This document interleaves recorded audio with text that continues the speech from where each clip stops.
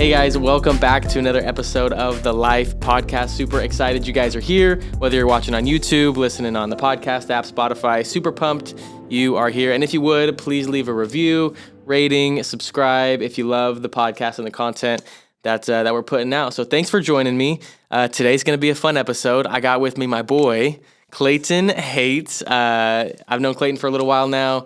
We actually work on staff at church together. So yeah, Clayton, tell us a little bit about yourself, man. So I'm excited to be on it. It's going to be super fun. Austin's been begging me to be on the podcast I've been on my knees begging. Several months now. So I finally told him, just send me a calendar invite and I'll be there. Yeah, this is a podcast long in the making. We've been talking about it for the hype around it, at least for me. You better say some good stuff. Otherwise I'm not airing the episode. So yeah. Cool. A little about me for those. Some of you that might be watching probably know who I am, but my name is Clayton Haight. What do you want me to just share a little bit about? Man, what do you do? Who are you? What are your deepest fears and insecurities? Go ahead. We're just going to go there. Yeah, might as well. A little bit about myself, upbringing and stuff like that. I grew up in Hermiston, Oregon. So I was born and raised, moved away, was living in Sacramento for the last few years, and then moved back recently, a couple months ago. Yeah. But my wife's name is Adriana Haight. Shout out to her. Shout out to the wife. Yeah. And you're a graphic designer. And you're on staff at a church. You kind of oversee our whole Sunday experience. Yeah. You do a lot of the admin stuff, and you're really great at that. So yeah, man, it's been awesome to be able to work with you for a little while. But I wanted to have you on today because you and I have had a lot of good conversations about church culture and just like this, what we're going to call a culture of excellence, because the church has really, we'll just say, sucked it up at, putting out quality content, quality work. A lot of things are just done mediocre. They're done in a way that isn't really honoring God, I don't think, personally. And I know that you have a huge conviction for doing things with excellence, whether that's in church or whether that's in your workplace. If you're a Christian or not a Christian listening to this today, I think this is going to be a great episode for you just to see how your life could be impacted by doing things with excellence and doing things in a great way. There's nothing worse than like working with somebody who just has a bad work ethic, who doesn't care about putting out quality. For example, I worked at Domino's Pizza for a long time, and I hated working with people that just didn't care about what they do. Like, I get it, it's pizza. You don't have to be super passionate about making the best pizza you've ever made, but like, you want to give your customers an experience. You want to put out something that is quality food, quality content for them to consume. So that's what we want to talk about today. And I know you have a huge, like I said, conviction for that. So, and before we get into the conversation, I just wanted to give a quick biblical basis as to why we believe that we should do everything with excellence. And when I say excellence, I'm talking about doing things to the best of our ability. I'm not saying you have to be perfect. I'm not saying you got to be the best at what you do, which we'll talk about that a little bit. But a quick biblical basis, Colossians 3:17 says, whatever you do, whether in word or deed, do it all in the name of the Lord Jesus, giving thanks to God the Father through him. So doing everything you do with excellence, because that is what brings God honor. When we do things apathetically or half-heartedly, it doesn't really show God in us. We're actually giving people a wrong image of who God really is. 1 Corinthians 15:58 says, therefore, my beloved brothers and sisters, be firm, immovable, always excelling in the work of the Lord, knowing that your labor is not in vain in the Lord. And then Matthew 27:37 says this, you shall love the Lord your God with all your heart, with all your soul, with all your mind, and with all your strength. And that just speaks to the fact that we should do everything with everything that we have, with all your heart, all your soul, all your mind, all your strength, not just half of it, but all of it. So we're going to talk about this, and I think it's going to be a good conversation. You ready? I'm ready. He's ready. Perfect. So just to start it off, quick question for you. Why is this something that you're passionate about? Yeah, this kind of came up. We were just talking about, Austin wanted me to have me on the podcast, and we're talking about what could we talk about, and immediately this is just something that comes up quite often for me. But obviously, as Austin said, I grew up in church. I don't know, did we say that yet? No. Maybe. I grew up in Hermiston. Yeah. I grew up in a small town, and I've grown up in church. My parents are pastors, and so just the classic PK. Yeah. I'm still in church, so either one or the other. You're in church or you're not when you're PK. Right. So as an adult, but I grew up experiencing, and this is nothing bad to say about any churches that I've ever been a part of or grew up in or have attended or anything like that. But I think the church, I just experienced a lot of, just a lack of excellence, I guess, to put it simply. But just things that are done kind of feel like half-heartedly. And I just believe that as Christians, and, maybe you're listening to this and you're not a Christian, we can get to that a little bit too. But like you go to like a restaurant and the service is great and the bathrooms are clean and the food is awesome and all of those create an experience. And I'm like, there's people that give their whole lives to serve an amazing meal and to have you come back again and again. And I just grew up feeling like a lot of times the church, who has like the greatest message in the history of forever, is like doing things half-heartedly, sloppy, just not with all that they are. And so, we can dive more into that, but that's kind of just, so all growing up, I always experienced like church like that and experienced Christians like that in a lot of ways. Yeah. I had a lot of friends growing up, and we're all to blame on this, but a lot of friends that were very loudly professed Christians, that they would show up to stuff and they just weren't the first ones to help. They weren't the first ones to serve or to make things awesome. And so in recent years, I've kind of figured out how to articulate that a little bit for myself, like why, like what that feeling of like, oh, that's a bummer, like what that really is. And really what I found out is there's just a lack of value for excellence in the Christian world specifically is what we can kind of talk about. But yeah, no, definitely. I love the analogy that, you brought up with the restaurants, and I always think of Chick-fil-A because they're like they're doing something right. They're not just giving you food, but they're giving you an experience. I listened to this podcast, and it was with this guy from Chick-fil-A, like one of the higher ups at Chick-fil-A who like founded it. And he was saying that, some things just to create and cultivate a culture of excellence, they would do other things that were more than just food. Like they did this whole daddy-daughter date thing. Like dads and daughters could come, have a meal, they had like questions on the table for them to talk about and answer. And it was just this whole experience, because what they wanted to do was they wanted to provide an experience for their customers, and be separated from all these other places that are doing things. McDonald's isn't doing things like that. Yeah. Dairy Queen's not doing things like that. So they have a conviction to do things with excellence as well, and I think it shows. Yeah. When they're one of the biggest fast food chains in the United States, and they're closed one day every week. So it's really cool to see how they have that culture of excellence and are exceeding in what they do. And I think that's your heart, that's my heart for the church, and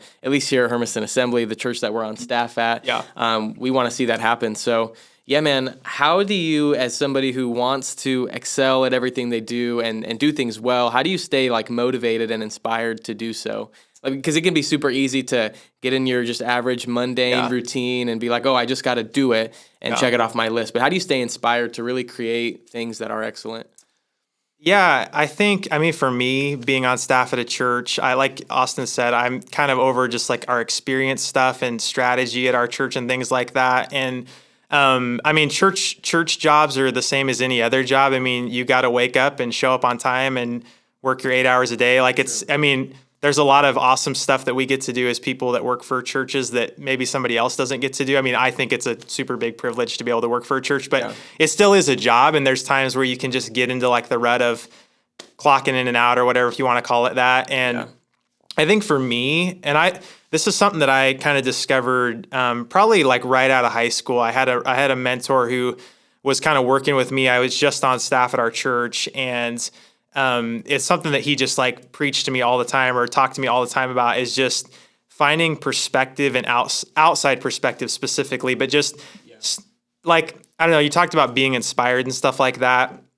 Just some practicals. Like I listen to a ton of podcasts. I pretty much come into work every day, and me, Austin, and our other coworkers are like talking about what the recent podcast was we listened to. I watch a lot of stuff even outside the church. I watch a lot of movies even. I listen to music. There's a lot of ways that I stay inspired. And I think though, just like the perspective too of what I'm doing, and if we're talking in like business terms or whatever, like Chick-fil-A, they have a product. They're trying to like serve you the best chicken sandwich ever. And they do. But for the church, it's like our product, and I don't mean that in a bad way at all, but like if we're talking in those terms a little bit practically, like our product is Jesus and it's what he's done. And so, so basically it just, trying to find perspective of like what I'm doing matters. And even the mundane stuff is like, it's all like compounding into, you know, like it's all important. It's not just, you know, the big events we do, or when I get to lead worship, or when, you know, when any of us are on stage or whatever like that, like the daily grind of like meetings and all that stuff, it can get tough, but just finding perspective of like every day going, this is a privilege that I get to serve Jesus, that I get to, you know, deliver the greatest product in the history of forever, you know, and it's, you know, delivering that product to people in our city, which is Jesus, you know, the message of Jesus. Right. So, yeah, no, that's good. I think what you said is important about, how you would watch movies, podcasts, stuff outside the church, because, for those of us who are a part of a local church, whether you're a pastor or just a Christian who goes to church, the world outside of the church is doing things with excellence. Like Hollywood is putting out amazing films, and then you go and watch a Christian movie, and there's budget and stuff, but they're super cheesy. You can tell they just weren't maybe as well put together as they could have been, and not to bag on Christian movies or whatever. But like, if the world can spend hundreds and thousands and millions of dollars pushing their own agenda, should the church not be as creative, as hardworking, if not more, to push the gospel of Jesus, because it is life-changing, and we believe it will impact and change the world. We don't push it just because we want to push our own agendas. That's not what it's about. It's because we genuinely believe we have the greatest message, like you've said, that has ever been told. So, and I think with, just to say something on that too, like that was always something that was super frustrating to me, is I would go to like a concert that maybe wasn't a Christian concert, or I would go to, I mean, even just stuff like a play at the high school, or just things that are like outside of the church realm. Because if you go to church, like, it's very easy to get in like this church bubble of like, the bar is you know, whatever we're doing in church is like the bar, but then as soon as you go outside the church, you're like, well, the bar is way up here. Like, and I would always just walk away from stuff like that being frustrated, because I'm like,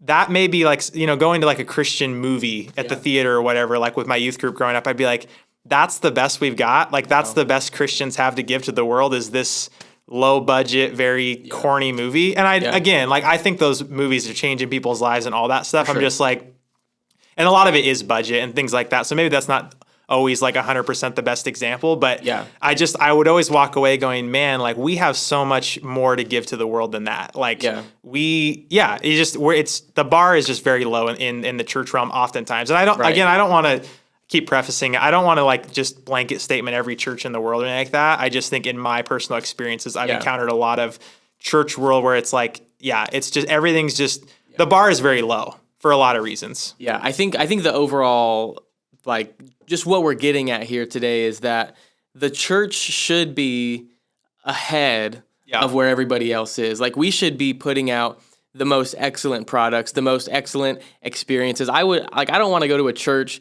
and the worship be bad, and, you know, people up there who don't know how to play instruments, or the lighting's weird, or the sound is off, or what, like, just weird experiences like that. Like, I want to walk in somewhere and we create these excellent experiences so that way people can experience Jesus.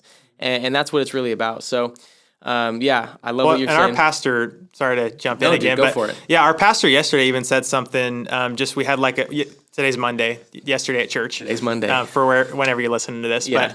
But he just said, like, he was just kind of talking to all of our leaders and people that volunteer on the weekend gatherings. And he was just saying, like, what we're doing this morning is paving a way and making a way and space for people to hear, you know, the hope and message of Jesus. And so that's really a lot of it too, is like, excellence speaks to like value and importance. Like, when you walk in somewhere and things are done with a high level of excellence and there's a lot of care and intentionality around that, it just communicates, these people care about this thing. Like, this is important, you know, like I've seen, like, for those of you that watch TikTok and stuff, and even back to like the Chick-fil-A thing, like, I've seen these TikToks where they make fun of like going through like a Burger King drive-through versus like a Chick-fil-A drive-through. And like, they're going through like the Burger King. It's all like, you know, drama on there, like TikTok or whatever, like fake stuff. But it's like them acting out, like going through a Burger King drive-thru and they're like cussing at you and like all this stuff. And then like you go to the Chick-fil-A drive-thru and they're like chasing your car down, trying to give you more sauce and stuff. Like, it's just, those are for us in the Northwest, there's not a lot of Chick-fil-A's, but I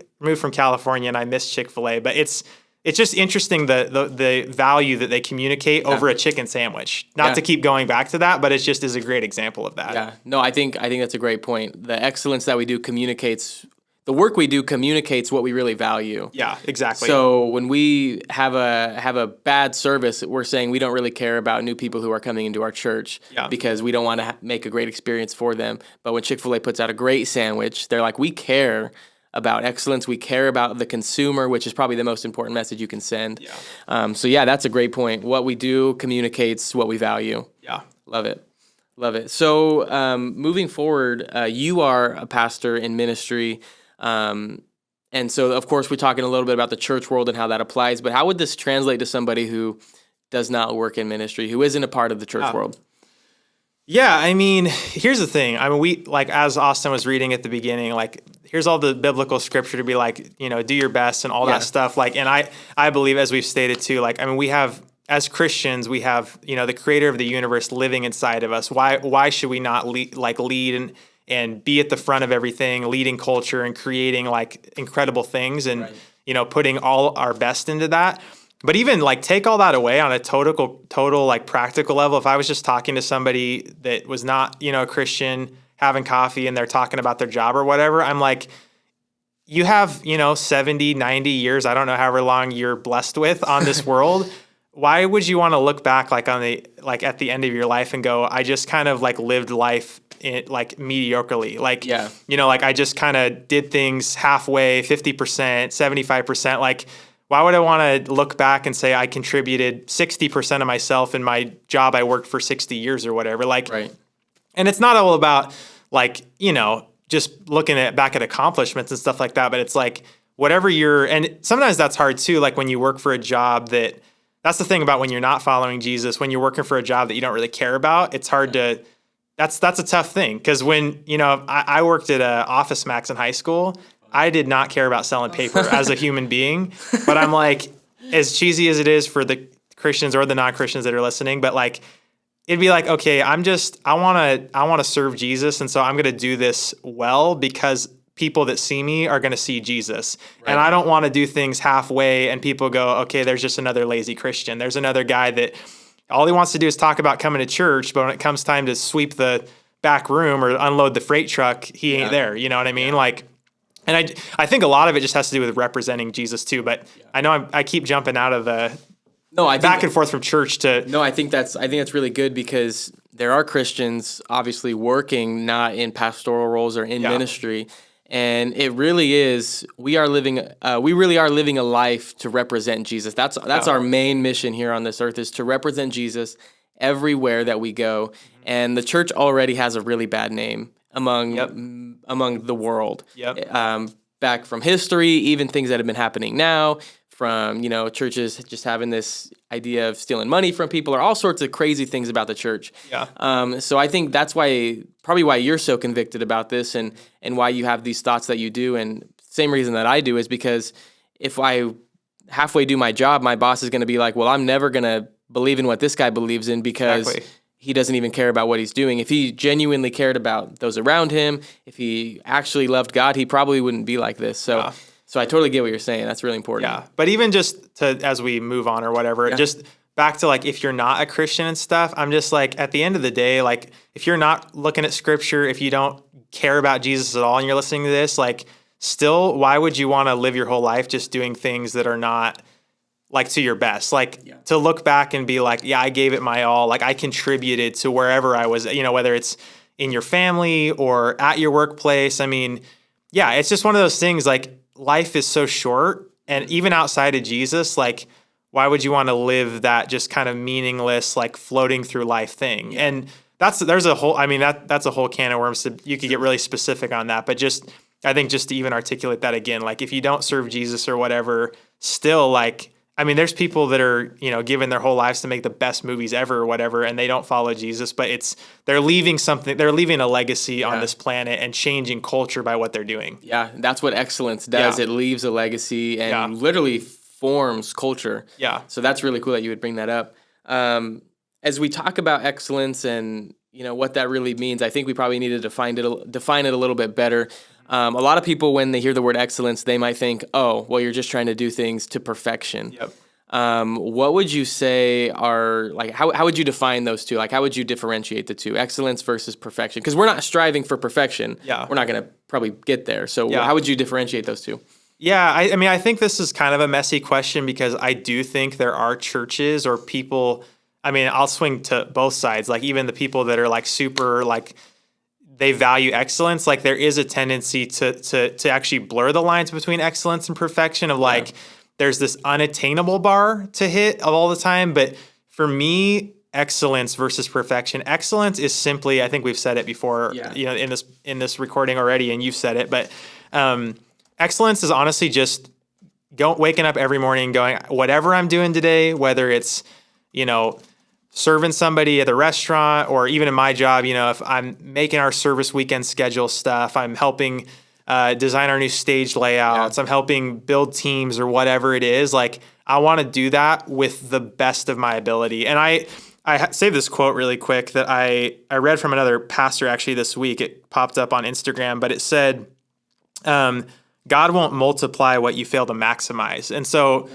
that just spoke to me because I was like, with excellence, it's one of those things where it's just using what you have. Like it's taking what little or, a lot or whatever, taking whatever thing you're doing and just doing it as best as you can. But again, it's not to get back to the perfection thing though. Like I've had so many people like question me on that in the church world because of the culture in church and stuff like that. And, nobody... we don't ever want to strive for perfection. Like the only perfect like being in this universe is Jesus. And so that can be a blurry thing or you can kind of bleed into that area a little bit. But yeah, I'm often questioned like, why do we need the lights? Why do we need whatever? Like, why does everything have to be like this certain thing or whatever? And some of it's down to preference or whatever, but it's not, I guess, sorry. Let me ask you this question that might help frame it a little better.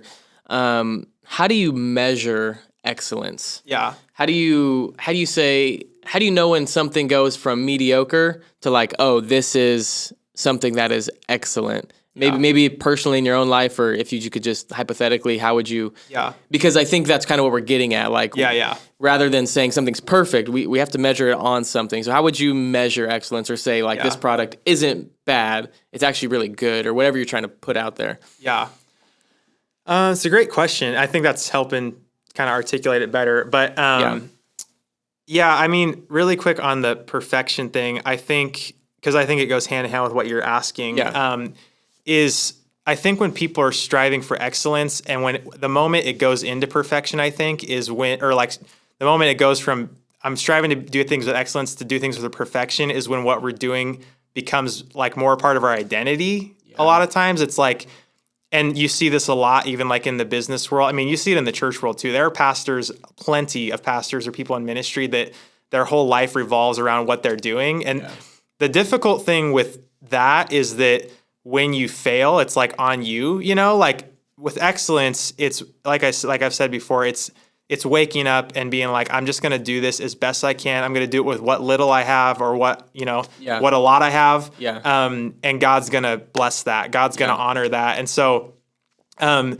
that's the thing too, with excellence versus perfection is you can walk away from something and it's not like who you are. Like it's because it can be something that you do anywhere, whether you're helping somebody out moving or you're mowing your own lawn. I mean, taking care of your family, like, so maybe if you want to ask a little more about what the question was, but just trying to kind of break those out a little bit more. Yeah, I think that's good. I think just asking how you measure excellence, because what's excellent to me might not be excellent or might be mediocre to somebody else. Yeah. So I think this idea of excellence isn't that you would be the best at something, isn't that you would be the perfect whatever you're trying to be. But excellence is really measured probably internally, I would say. Yeah, like for sure. Only you really know that you put in everything you could to make something what it is. Yeah. And that's between you and God. Like nobody else can decide that. You can look on the outside and be like, oh yeah, this looks great, but maybe you could have given more to that something. Maybe you could have tried harder. Maybe you could have maybe you had a better idea, but you didn't want to do it because it was too much work. Yeah. Like only you can really judge that. So maybe that's what I was trying to get at a little bit. And I guess I answered my own question. Well, I think it's simple. I think it is. it's an eternal thing. Like, when you haven't done something at 100%. I think it's just... And you have to live with that guilt every night. Yes, you do. I think you answered it, but just to articulate again, it's just doing everything at 100%. Yeah. If you're going to do something, like, don't do something unless you're going to do it all the way. Yeah. Like, I think that is the benchmark of like excellence. But the thing is, again, like with perfection or whatever, that still leaves room. Like, the best version of you still sometimes will never be enough. Like, it's not, because that's not what it's about. It's not even about us, especially like in the ministry world or the church world. It's like, we're just doing things as best we can with the skills and the talents and everything God's put inside of us. Yeah. And God will use that, whether, maybe you're serving at a church even, or we've been having these conversations a lot lately because we're just in a different season of our church where we're really just trying to kind of venture into some new things and stuff like that. We've talked about just people serving and stuff like that. And we've had conversations with people where it's just like, it doesn't matter how talented or skilled you are. It's just doing, this is the long answer, but doing everything with the best of your ability. Like, again, just all the way. Now, I think that we're getting somewhere really good here. Yeah. I think that there can be a fine line. Like, if you really are wrapped up in what you're doing, I'm going to have to find a way to articulate this, but I think a lot of us, for me personally, we'll start here. For me personally, I can start to feel really guilty or really like maybe shameful even when I do something that's the best of my ability, but still not great, if that makes sense. Yeah. Like, I'm like, oh man, like I could have done better, or like I get really like competitive with myself even, which can be really unhealthy, I guess. Yeah. So moving on, talking about excellence and perfection. But a lot of times in today's culture, a lot of people measure excellence by success. They're saying like, you're not excellent unless you're successful, unless you have this many Instagram followers or this many TikTok followers, or your net worth is this much. Like, that's what excellence and success means to people. They kind of go hand in hand, I think, for a lot of people. But we live in a competitive world, so it's all about showing out and being better than everyone else. You're only excellent if you're successful. But that really breeds, I think, a competitive culture. Like, you're always trying to be better than the next guy, better than the business down the street, So how can I be excellent and still be successful in what I'm doing, but not be so worried about what everybody else is doing? Or always trying to be the best, if that makes sense. Yeah. Yeah, I think it's, you got to stop measuring. Well, we do live in a competitive culture, and some of that's good. Like, I think some of what creates innovation and just even a desire to be excellent is a sense of competition. Like, if you're a business owner, I mean, you're definitely trying to be the best in your field. Like, if you're selling lawnmowers, you want to sell the most lawnmowers in town. You know what I mean? Like, that's definitely like, so there's a healthy bit of that. I mean, I think in church culture that's not healthy. We, as people that work for a church, we're not trying to be better than any other church or anything like that. So I think what can kind of shut, like, to kind of silence that thing of like, we're just trying to be better or whatever, is to really start to define like what you're called to and what your life is going to be centered around. Yeah. And like, even again, back to the Chick-fil-A thing, like these guys, it's wild. Like their whole life is sold out to making this incredible experience around a piece of fried chicken. And that sounds funny, but like they're doing it. You know what I mean? Like, people are traveling hours to come eat this. They're talking about it, posting about it. I mean, there is like a cult type following around a restaurant like Chick-fil-A. You know what I mean? And it's because they've made, I don't even think that, I mean, there's not a lot of competition fast food wise or whatever, of course, but like chicken sandwiches or whatever, Popeyes. I mean, you have a few or whatever, but I don't even in that podcast that you referenced earlier, like I've listened to that, and part of what they just were describing is, we just decided this is what our life is about. Yeah. We're going to do it with the best of our ability, whether it's a chicken sandwich or a car or whatever, or church or whatever it may be, whatever your thing is. Yeah. And that kind of weeds out this sense of like competition. Again, I think a little bit of it, like in the business world, this is so like situation specific, I think, in my thinking, but I think it's just figuring out, okay, what am I called to? Not getting super tied up in like what other people are doing or saying or whatever. And then, I mean, because if like a guy like Steve Jobs, if he would have gone, I'm going to create something that this guy, that they're creating over at Microsoft is creating, then we probably wouldn't have the iPhone. Like, the reason we have the iPhone is because he went, I'm going to create something nobody else has created, and I'm going to do it with the best of my ability. So I don't know if that kind of maybe answers that a little bit. It's just kind of figuring out like what your thing is and just locking into that and not necessarily constantly worrying about like what somebody else is doing. Yeah, no, and part of it is just even honestly just simply just trying to have the discipline of ignoring that kind of thing in you that's like, hey, you got to be better. Yeah, that's hard in a social media driven world when I can follow, the biggest executives and the most creative people and see what they're putting out and see how my feed looks nothing like that or things like that. On a practical thing with that even, I personally, in the church world, it's hard because like we're not trying to build like something that just has a lot of numbers, a lot of people or whatever. I mean, obviously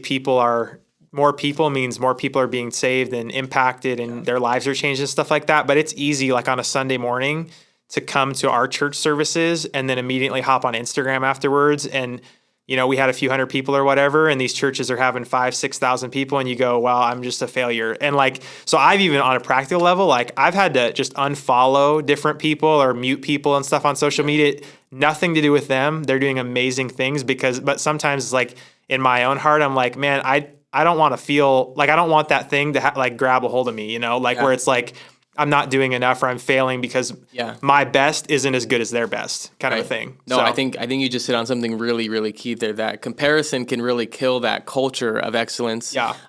Because everybody's called to different things. Everybody has a unique skill set, unique giftings in their life. And as somebody who follows Jesus, I believe that God has called each of us to something unique, something that doesn't like I can't do what you can do and you can't do what I can do and the things that we have in common I'm better at than you are. No, I'm just kidding. But like that's probably. What are some things I don't even know? Like we played basketball one time and I don't claim to be good at any sports. I'm just kidding. We'll give you a guitar though and see what happens. Hey buddy, you don't want to hear that. It sounds so I know bad. I don't want to hear it. Yeah, so I think that each of us have our own specific calling and maybe you're listening to this episode and you're like, man, I don't know what I'm called to. Like, I don't know what I want to do with my life. How can I be excellent if I don't, have something that I feel like I'm supposed to do? And honestly, as somebody who follows Jesus, if you're listening and you're a Christian, the easiest way to find out, what that is talk to the one who gave you the calling, who's given you the giftings, who's given you the specific skill set that you have. Because I believe God wants to give those things to you. He wants you to know that you have a created purpose. He didn't just create you to be taking up space on a couch somewhere. He created you to make a difference where you're at. And so the difference that I'm making here in Hermiston, at Hermiston Assembly, isn't the difference that Stephen Furtick's making at Elevation Church in one of the Carolinas. I can't remember which one it is. But we're not the same people. So why would I measure my level of success versus his when we're doing two totally different things in two totally different communities? So I think that your environment has a lot to do with it. Even geography has a lot to do with it. Yeah. There's so many different factors, I think, that go into this culture of excellence that you're trying to create in your own life. And I think too, it start like if you're in that place, like Austin was just saying, and it's like, I don't know what I'm called to. I don't even know what I care about. Maybe you're 18 and you just graduated or whatever, you're about to graduate. It's like, I have no idea I'm working at a gas station or something. I think the thing that even on a practical way to find that is just whatever you're doing, like start with what you've already been given. It's like if you're pumping gas, you better be the best gas pumper out there. You know what I mean? Gas attendant, smile, wash the windows, just do everything you can. Again, we're repeating ourselves a little bit, but I think it's just because just so many people miss this. I mean, I miss this. No, there's sure. Moments where I'm like, man, I know I didn't do that to the best of my ability. So I think it's like, if you're in that place where you just don't know, you'll find that thing, I think, in the process of learning just how to do everything. Because this is the thing too, is it's easy to find that calling or figure out what you're really passionate about. And I do this too sometimes, where it's like, I'm super passionate about building the church and having the church, pushing the church to lead in culture in the world and all that stuff and innovate and do things new and all of that stuff. But outside of that, it's easy to be like, if I'm doing something that's not that thing, I'm just like, I'll give it 50%. So I think just learning to establish that principle in your life all around, before you even know what that thing is just going to set you up for the long run way better. Yeah, I think you have to have what I've heard many people refer to as a predetermined yes. Yep. That anything you do it's already been decided that you're going to give it everything that you have. Yeah. You have predetermined in your mind, in your heart, in your strength, whatever it is, that you will do something to the best of your ability. And I think many of us just don't have that predetermined yes inside of us. And if you really are, struggling to find your calling or what God is asking of you to do with this life, I think another great place to start is, what are you good at? Like, what are some things that you're actually passionate about already? Maybe you're pumping gas and you don't want to pump gas, but you have passions to do something else, then that's probably a really great place to start. I have always been passionate about teaching and about, speaking. So for me, this podcast isn't something I get paid to do, but I'm passionate about it. And I want content like this to be out in the world so people can hear it. Now I might only have 30 listeners a week, if that. If you're still here, shout out to you, by the way. But I'm doing it because I really believe this is what God has called me to in this moment. This is where my giftings lean towards. And so that's why I'm doing it. It doesn't matter what Bob across the street's doing. It only matters what I'm doing, because God is not asking me to answer for Bob's life. He's asking me to answer for my life and what he's given me. There's the parable, I think, of the talents, when there's a guy who gives money to these 3 individuals and says, go and do something with it. One guy brings it back and says, hey, I made more money with this. Another guy brings it back and says, hey, I made more money than the first guy with this. And the last guy comes back and says, well, I buried it, but I didn't lose any money. I buried it, but here's the money you gave me back.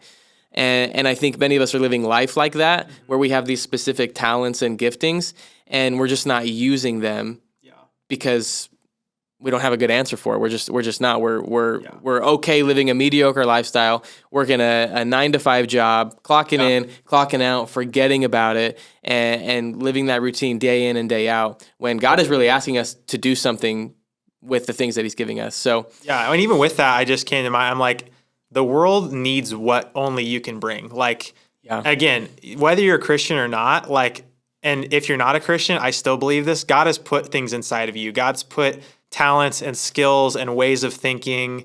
He's put that inside you and designed you so uniquely that, like, for you to not give that and give that with all you have, you're robbing the world of what you have to bring in your lifetime. Like, and I even just the way our culture is kind of set up around, like, it's just, and maybe this is a deeper conversation, but like a way our culture is set up where you get a job at 18 and you work till 65 and then you retire, like you work to then have fun at the end of your last 15, 20 years or whatever. That's just so twisted to me. Like, we should just be having fun and working hard. And part of it is just, like American job culture and stuff. I mean, some of this is hard, but like, it's just, that's just kind of a bummer. Like, it almost seems like people wait and save their, like, what's really in them until after they retire. Like, I see people that retire and then they start traveling a bunch, or then they start like a little side hustle or start building things or creating things. I'm like, you could have been creating that 40 years ago. Like, the world needed that then and it needs it now, but like, it's never too late either. It's just, I think the way our culture is designed, and I don't think it's intentionally like this, but it's just, people wait, and then give like a few of their remaining years, and sometimes they never give anything away, like it's just, they keep it always bottled up and they never come to the terms with the fact that they are designed uniquely and have something to bring, Yeah. I remember when I was working, I worked at Domino's for a little while. I was working night shift. Swing shift basically was like 6 to 2 a.m. or whatever, 4 to 2 a.m. or something like that. And then I worked at Denny's and was doing some night shifts as well. And I remember telling my mom and my family, my family, like just how much I was like so done working at these jobs that were like meaningless, that didn't really matter. Like I was doing them with excellence. Like I will do everything that I do with everything that I have, because that's just my personality. Like I can't do things halfway. But I remember telling her, I was like, I'm just like so ready to not be working those jobs anymore. And I remember I think it was my mom said something to me. She said, well, or no, it was another family member. And she said to me, well, we all did it. We all had to go through the really hard, crappy stuff in order to get what we want, or like in order to live the life that we want and be happy. And I'm just thinking to myself, there's a better way. Like, why can't I be in the middle of the hard stuff and still enjoy what I'm doing? And I think when you live with excellence and the predetermined yes, that you're going to do everything to the best of your ability, you will find yourself with a higher quality of life. Yeah, I agree. That you will enjoy what you're doing, even though you might hate being a waiter, which I don't think being a waiter was the best time of my life. But I still found joy in it because I did it with everything that I had. Yeah. I did it with excellence. I made sure that I was providing a good experience for customers, that I was refilling their drink when it was empty so that way they wouldn't complain to me. Like I was bringing other people.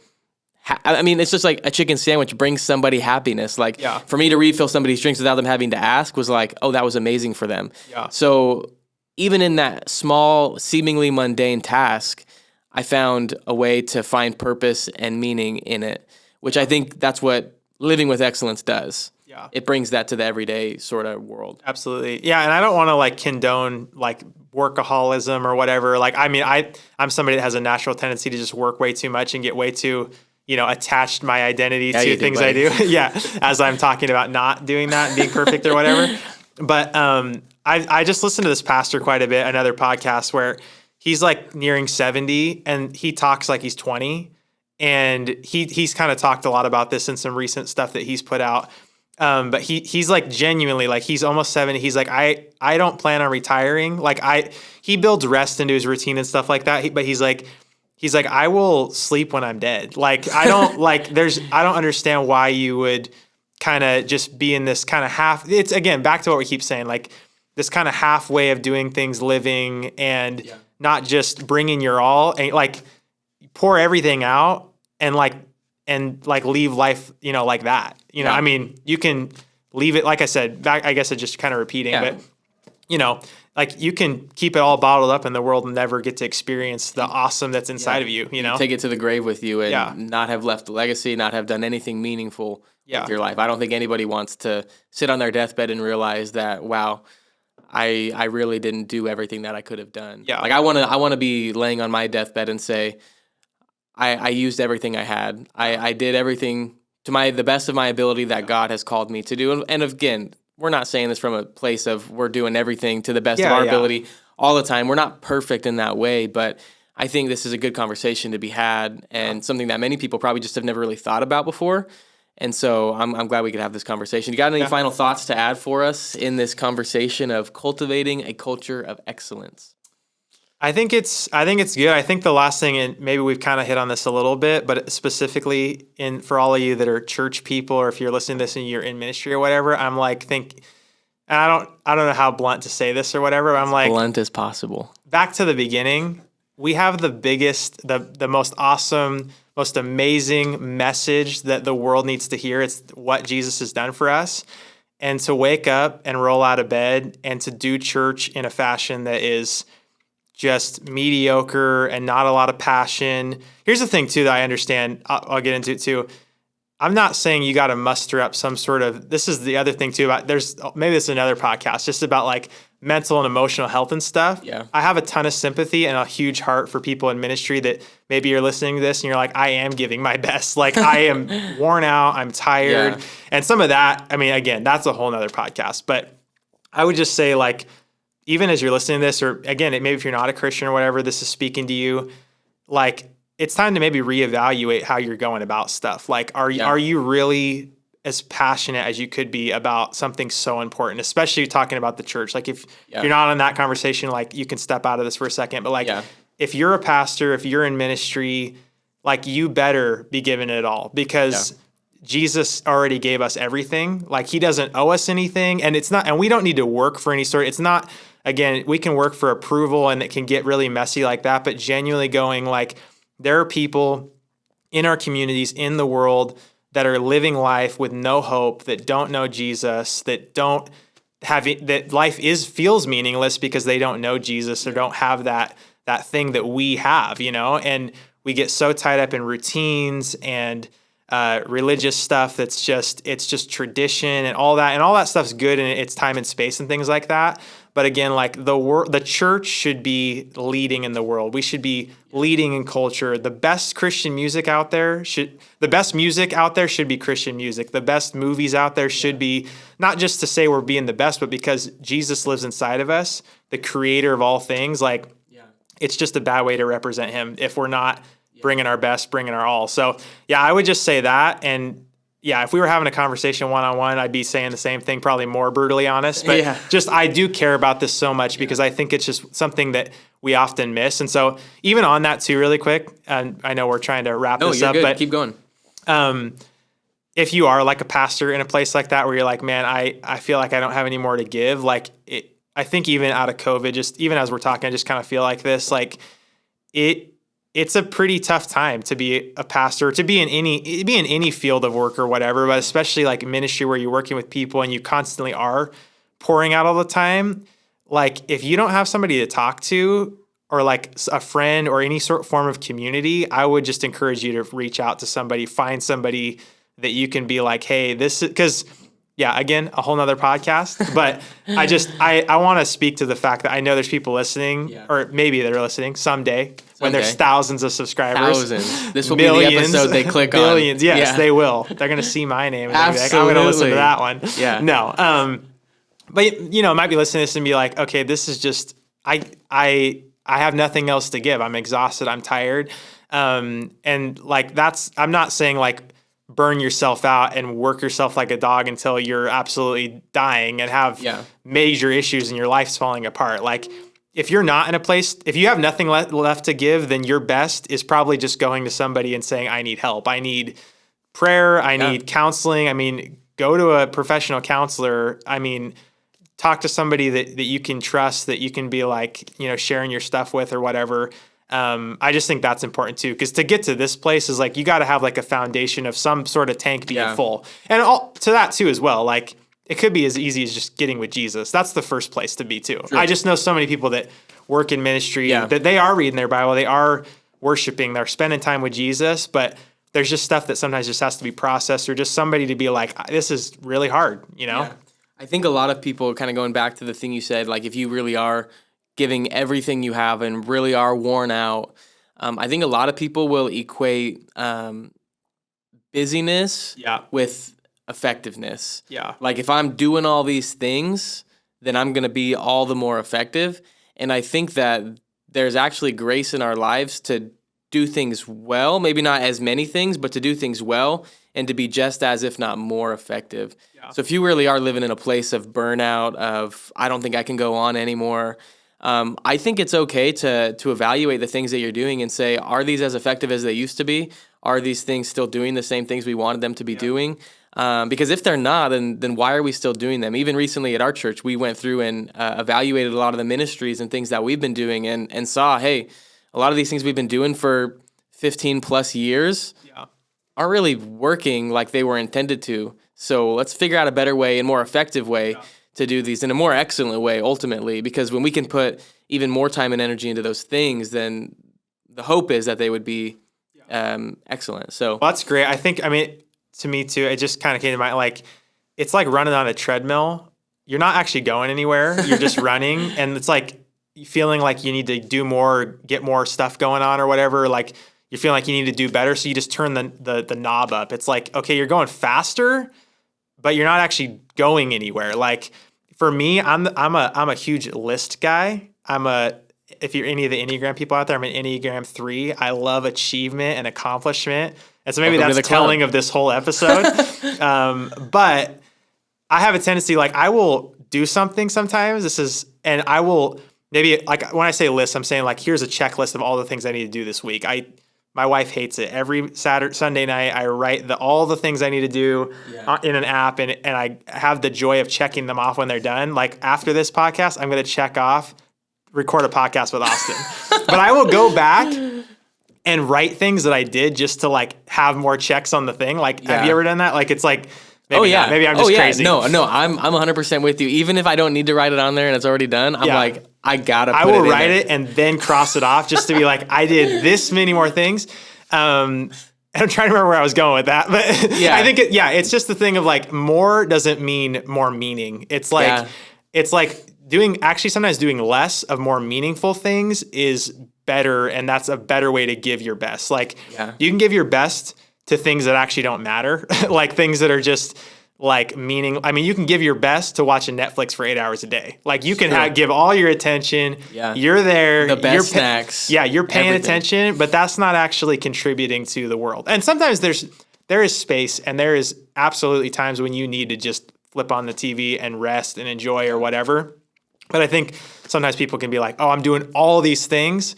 Like, I think a constant thing that when you walk up to anybody in our current culture and like, how you been? The first answer usually is, oh, I've been busy. Yeah. But is busy mean you've been doing like a lot of great things, or you just staying busy to stay busy and veg out and numb out or whatever? But so I think that's great. I mean, even, again, back to just even with like Apple, I'm super inspired by everything they do. Last week they had a keynote and you and I were just geeking out. Fangirling over it. Just sending each other videos of all the new products and stuff like that. Too bad I'm poor. Yeah.